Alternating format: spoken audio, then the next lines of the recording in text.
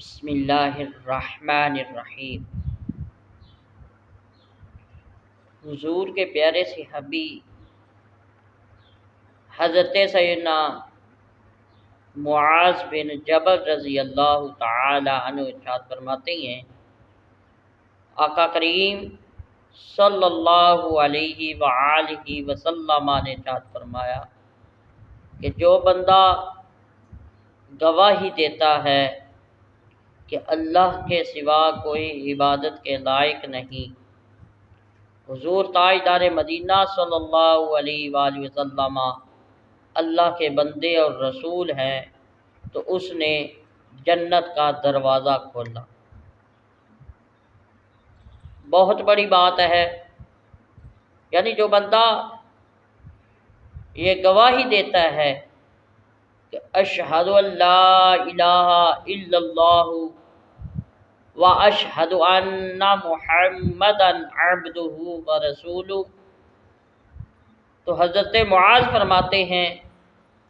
کہ مفاتیح الجنہ، اس نے اپنے لیے جنت کا دروازہ کھول لیا، جنت کو کھول لیا۔ جو بندہ یہ گواہی دیتا ہے کہ اللہ کے سوا کوئی معبود نہیں، اللہ کی عبادت کی جائے گی، اللہ کے علاوہ کوئی عبادت کے لائق نہیں ہے، اللہ رب العزت ہی اللہ الصمد ذات ہے، وہ بے نیاز ہے، وہ خالق ہے،